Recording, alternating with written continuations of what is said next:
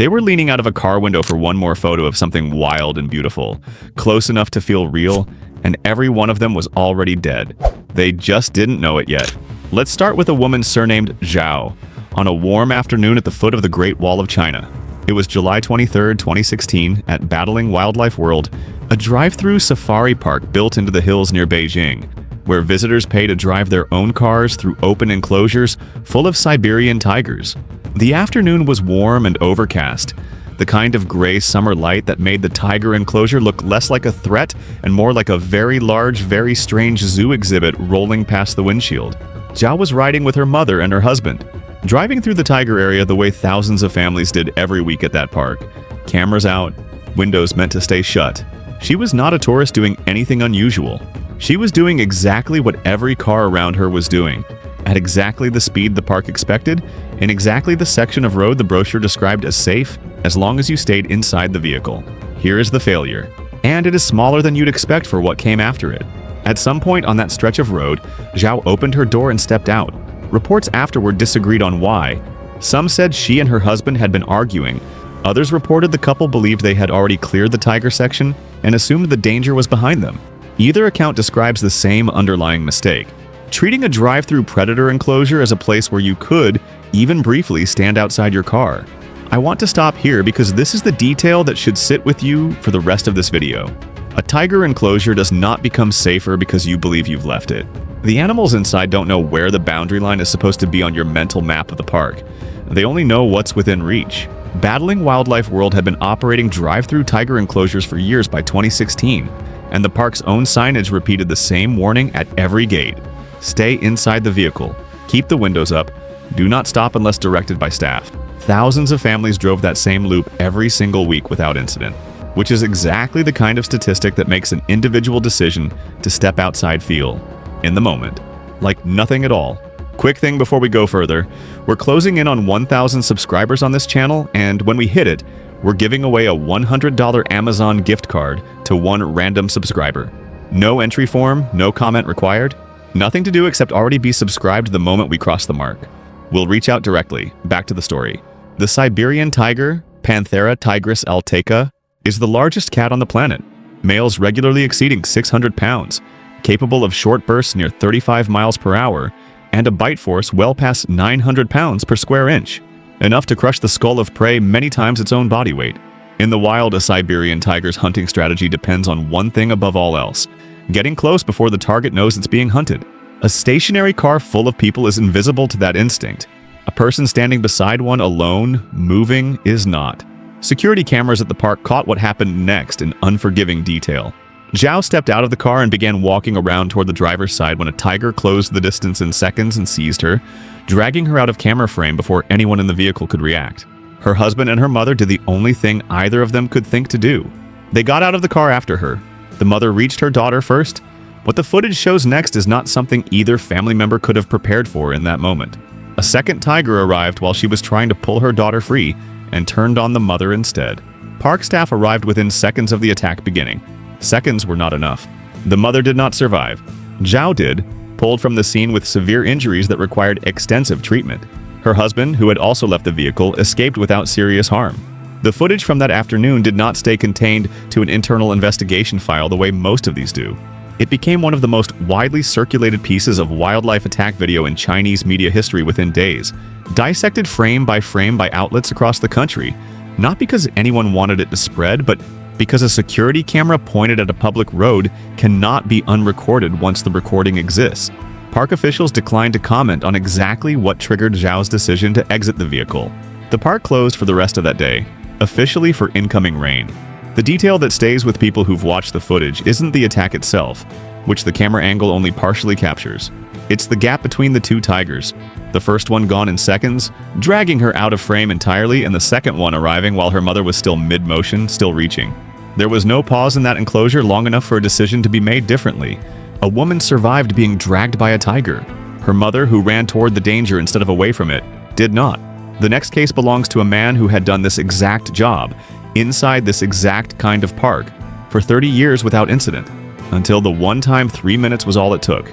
It was September 10, 2025, at Safari World in Bangkok, Thailand. one of the largest open-air wildlife parks in Asia, built around the same drive-through model as the Chinese park in our first case. Visitors stay inside their cars while lions, tigers, and other predators roam enclosures the size of small farms around them. The victim was a zoo supervisor who had worked at Safari World for more than 3 decades, responsible that day for feeding the lions in the park's open lion zone. He was not a tourist unfamiliar with the risk. He had spent 30 years understanding exactly how dangerous that enclosure was, which in its own way is what makes what happened next so hard to explain as simple carelessness. The failure here isn't ignorance. It's the specific, quiet erosion that happens to anyone who does a dangerous job long enough without the danger ever actually arriving.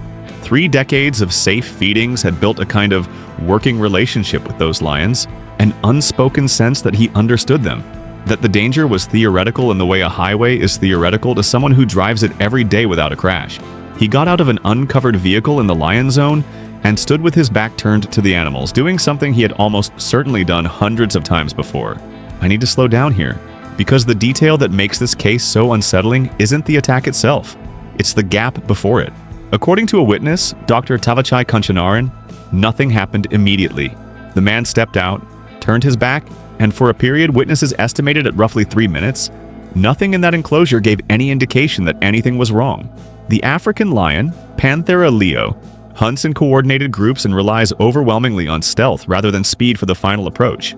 A lion can close the last stretch of distance to a target in near silence, using low cover and a target's own inattention as its primary weapon. 6 or 7 lions were sharing that enclosure that afternoon. A single lion in the open can generate over 400 pounds of bite force at the jaw. A pride working together does not need speed. It needs 3 minutes and a back turned toward it. According to the witness account, a lion approached slowly, not a charge, not a chase, just a deliberate, unhurried walk, and seized him from behind. What followed involved 6 or 7 lions in total. The detail that makes this case land the hardest isn't the number of animals involved, it's the 3 minutes. 30 years of experience did not buy him a faster reaction, because 30 years of experience is exactly what made him comfortable enough to have his back turned in the first place. The lions were not provoked, not cornered, not defending cubs. They simply had 3 uninterrupted minutes with a person who had, for just that afternoon, stopped being someone who fed them and started being something else entirely. There is no publicly released footage of the attack itself. What exists is a witness account from another staff member present in the park that day, not a recording. Safari World announced an urgent investigation into the incident and said it would strengthen the rules already in place prohibiting visitors and staff alike from exiting vehicles in the wildlife zones. Officials confirmed all of the lions involved were properly licensed animals. What happened to the specific lions involved in the attack was not disclosed publicly. Safari World had operated its drive-through lion zone for decades by the time this happened. Feeding routines built around exactly the kind of vehicle access that let this man do his job every day. The park's own rules already prohibited what he did. The investigation afterward wasn't about writing a new policy, it was about explaining how a 30-year employee came to violate the one he almost certainly knew better than anyone else on staff. 30 years of trust ended in 3 minutes, with his back turned. The next case belongs to someone with far less history with the animal in front of her. She had known the lions in that photograph for less than 60 seconds.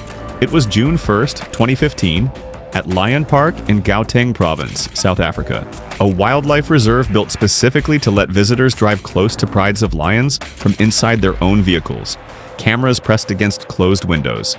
Catherine Chappelle was 29 years old from Rye, New York, a visual effects engineer who had worked on Godzilla, Divergent, and Captain America, the Winter Soldier most recently employed at Scanline VFX. She was in South Africa on a wildlife protection volunteer trip, riding through the park's lion enclosure with a 66-year-old tour guide, Pierre Potgieter, at the wheel. The failure in this case is the single most literal version of the rule the whole park existed to enforce. Windows stayed up. That was the entire premise of Lion Park. You could get close enough to a pride of lions to photograph every whisker, and the only thing standing between you and them was glass, and a rule everybody agreed to follow before they drove in. Chappelle rolled her window down to get a clean shot of a pride resting nearby. It's the kind of decision that, in isolation, doesn't feel reckless at all. Millions of safari photographs are taken through open windows every year without incident, and the physical act of lowering a pane of glass by a few inches doesn't feel like the difference between safety and catastrophe. It rarely is. This time, it was. I want to stop here for a second because this is important. Other visitors in nearby vehicles noticed a lioness closing the distance and began honking their horns, trying to warn her the way you'd warn a stranger about to step off a curb into traffic. The lioness stopped about 1 meter away. Chappelle kept photographing. The African lion's approach in a hunting context is built entirely around exactly this pause. A brief stillness at close range, reading the target, calculating the final commitment before the strike. 1 meter is not a safe distance from an apex predator built to cover 10 times that in under a second. It is, if anything, already inside the range where the outcome has been decided. The lioness lunged through the open window and seized her by the neck. Potgieter fought to pull the animal off, sustaining serious injuries to his arm in the process. But the damage from the initial bite was already catastrophic. Chappelle died from her injuries. The detail that makes this case impossible to look away from isn't the attack, it's the photograph. Because Chappelle had her camera raised in the seconds before the lioness moved, a photo exists showing the animal mid-approach, poised and coiled, taken by the woman it was about to kill. It became one of the most widely reproduced images in the story's aftermath. Not video of the attack, nothing that graphic, just one still frame of the moment right before everything changed, taken from exactly the angle she would have wanted for the shot she never got to keep. Lion Park maintained, both before and after the attack, that opening windows inside the lion enclosure was strictly prohibited. The rule was posted on signs throughout the drive and printed on the entry waivers every visitor signed before driving in. An investigation followed, with conflicting accounts about exactly which windows were open and when. The lioness responsible was not euthanized. She was relocated to a different section of the park's property. Potgieter, the guide, had driven that same enclosure loop for years without a serious incident, which is part of what made the horn honking from other cars so easy to miss in the moment. A warning is only as loud as the attention left over to hear it. And a woman with a viewfinder pressed to her eye had very little attention left over for anything outside the frame. A visual effects artist who spent her career making dangerous things look convincing on screen was killed by something real, 1 meter away, through 6 inches of open window. The next case didn't happen at a lion park at all. It happened at a park built around an animal most people don't think to fear. It was Sunday, July 10th, 2024 at Pilanesberg National Park in South Africa's Northwest Province, roughly 177 kilometers from Johannesburg. A reserve popular precisely because its elephant herds are large, visible, and easy to photograph from the road. The victim was a 43-year-old Spanish tourist, traveling with his fiancée and 2 other women, all from Johannesburg. The group had stopped near a herd of elephants that included several young calves, exactly the kind of sighting that draws a crowd of cameras on any given safari day. The failure here is one almost every visitor to a park like this shares without ever testing it. The assumption that elephants, unlike lions or tigers, are somehow gentler, more predictable, more like large, slow-moving scenery than an actual threat. It's a reasonable-sounding assumption. It is also spectacularly wrong the moment calves are involved. He got out of the vehicle to photograph the herd. His fiancée and the 2 other women stayed in the car. An adult female elephant, almost certainly one of the herd's protective matriarchs, charged him. I have to be honest about how fast this part happens, because it's the piece people underestimate the most. An African elephant can reach speeds over 25 miles per hour in a charge, covering the distance of a football field in roughly 7 or 8 seconds from a standing start, faster than a human being can sprint, let alone a person who has just realized mid-photograph that the picture has turned into an emergency. An adult bull or matriarch can weigh upward of 12,000 pounds, which means the physics of a charge are never really about speed alone. It's 6 tons of momentum arriving at a dead run, with nowhere for a person on foot to redirect it. He could not get back to the vehicle in time. What makes this case different from a single animal attack is what happened once the first elephant made contact. The rest of the herd joined in, a coordinated defensive response built into elephant social behavior around threats to their young. He was trampled by the herd. Piet Nel, the park's acting chief conservation officer, put it plainly afterward. In some cases, people are simply oblivious to the danger, and visitors need to understand they are entering a genuinely wild area, not a drive-through attraction with guardrails. Pilanesberg requires every visitor to sign a waiver acknowledging the risk and to remain inside their vehicle at all times. The same rule, worded slightly differently, that governed the Tiger Park in China and the Lion Park in South Africa in our earlier cases. The detail that should stay with you here is the count. This was at least the 3rd fatal elephant attack in southern Africa within a 4-month span, following 2 earlier incidents in Zambia involving American tourists that same spring. 3 different countries, 3 different families. The same photograph taken from just outside a car door every single time. There is no footage of the attack itself. His fiancée and the other women in the vehicle were the only witnesses, and none of them were filming in the seconds it happened. What park officials could confirm afterward was the cause of death, and the fact that the group had, like every visitor before them, signed a document acknowledging exactly this kind of danger before they ever drove past the entrance gate. Elephants kill more people across Africa in a given year than lions and leopards combined, almost entirely through encounters that look exactly like this one. A calm-looking herd, a slow approach, a distance that felt comfortable until it very suddenly wasn't. The reputation for gentleness is not wrong about the average encounter. It says nothing at all about the one encounter that involves a calf and a photographer on foot. A man wanted one photograph of elephant calves and never made it back to the car. The next case moves away from designated parks entirely, to a rural road in eastern India, where the animal wasn't behind any fence at all. It was a Wednesday evening in early May 2018, on a rural road in the state of Odisha in eastern India. A group of wedding guests were driving home in an SUV after the celebration had wrapped up for the night. The kind of ordinary, slightly tired drive that happens after every wedding. Everyone still dressed for the occasion. Prabhu Bhattara was one of the passengers. Somewhere along that road, the group spotted a wild bear, later identified as an Asiatic black bear, and reported by locals to be injured. An injured wild animal on a rural road at night is already a bad combination. What happened next made it worse. The failure here is about as plain as this list gets, and that plainness is exactly the point. His fellow passengers warned him directly in the moment not to approach the animal. He did anyway, moving in close enough to attempt a selfie with a wild, injured bear on the side of a dark road. I want to be straightforward about why an injured animal is more dangerous in this exact scenario, not less. A healthy bear's first instinct near a slow-moving vehicle full of people is usually avoidance. Distance, retreat, disappearing back into cover. An injured bear has already lost the option of easy escape, and pain narrows an animal's response to threat down to whichever option requires the least additional damage to itself. Standing its ground and attacking is, from the bear's perspective, often the safer bet. Asiatic black bears typically weigh between 200 and 400 pounds, are capable of running in short bursts faster than a human being over open ground, and their claws and jaw strength are more than sufficient to inflict catastrophic injury to a person standing within arm's reach, which is roughly where Bhattara was standing when the bear turned on him. Wild bear encounters across rural India follow a well-documented pattern. The animal is almost always the one trying to leave first, and the rare fatal encounters cluster overwhelmingly around cases where a person closed the last stretch of distance themselves, on foot, at night, exactly like this one. The bear chased him down and attacked. According to a forest ranger who responded to the scene, he died on the spot.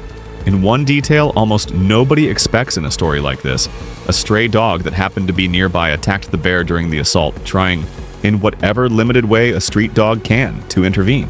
It wasn't enough to change the outcome. Officials arrived, tranquilized the bear, and recovered Bhattara's body.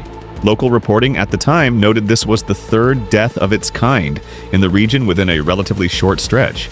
Two similar fatalities involving wild elephants and selfie attempts had already occurred in Odisha the year before, a pattern of near-identical decisions producing near-identical outcomes that local wildlife officials were already tracking before this case even happened. There is no footage of the attack. It happened at night on a rural road, with no cameras running and nothing but the account of the passengers who watched it unfold from the vehicle. What officials could confirm was straightforward. The warnings were given, they were ignored, and a stray dog tried to do what none of the human witnesses could reach in time to do themselves. There's something worth sitting with in how ordinary the setup was. Not a national park, not an enclosure with rules posted at the gate, just a wedding, a dark road, and an animal that wandered into the wrong headlights at the wrong moment. The kind of encounter nobody in that car could have planned for, right up until one of them decided to get closer to it anyway.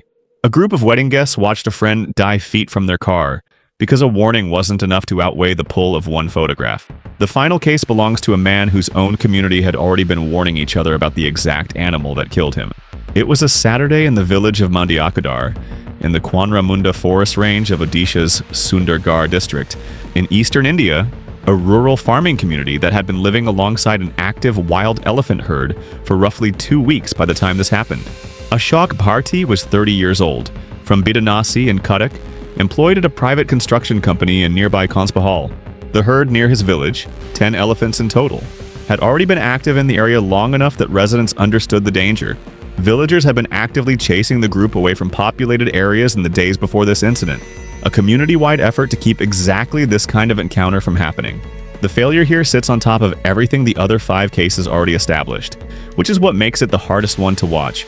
This wasn't an isolated animal in an unfamiliar setting. It was a herd the entire village already knew was dangerous, in an area residents had been actively working to clear, at a moment when one elephant had already been separated from the group by that same community effort. During one of these chase-off attempts, a single elephant broke away from the herd of 10, isolated from the rest of the group and, by every account of how elephants respond to that kind of separation, more agitated and unpredictable than it would have been surrounded by its own herd. Party approached it anyway, reportedly while intoxicated, moving in close enough to attempt a selfie with an animal his own neighbors had spent days trying to push out of the area. I keep coming back to the timing of this one. This wasn't a tourist encountering something exotic for the first time, unaware of the risk because nobody had told him. This was a man in his own community, near an animal his neighbors were actively treating as a threat that same week, choosing to close the distance anyway. An adult Asian elephant separated from its herd carries an elevated stress response that makes it substantially more likely to charge a perceived threat than the same animal would be surrounded by the rest of its group. Isolation removes the social calming effect a herd normally provides, and a lone elephant reacts to a nearby human, less like an animal assessing curiosity, and more like one assessing danger. Adult males can weigh well over 8,000 pounds, and despite that size can move through dense brush at speeds that outpace a person running flat out on open, uneven ground. There is no version of this encounter where outrunning it was ever the available option. The elephant pursued him briefly and trampled him. He was rushed to the government hospital in Roerkla, where doctors declared him dead on arrival. Forest officials recovered his body and confirmed compensation would be provided to his family under the applicable regulations. A bureaucratic footnote that exists specifically because this kind of death happens often enough in that region to have a standing procedure attached to it. There is no footage of this attack either.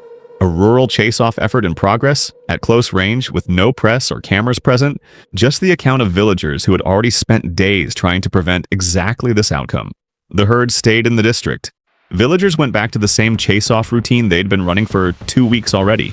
The same distance, the same shouting, the same slow retreat of animals that would be back the next night, regardless of what had just happened to one of their neighbors. 6 people, 4 countries, 2 continents, and not one of them was doing anything a park brochure, a safety waiver, or a nearby friend hadn't already warned them about in plain language before they made the decision anyway. From a Chinese safari road to a Bangkok lion enclosure to a South African window left open by 6 inches to a rural night road in India.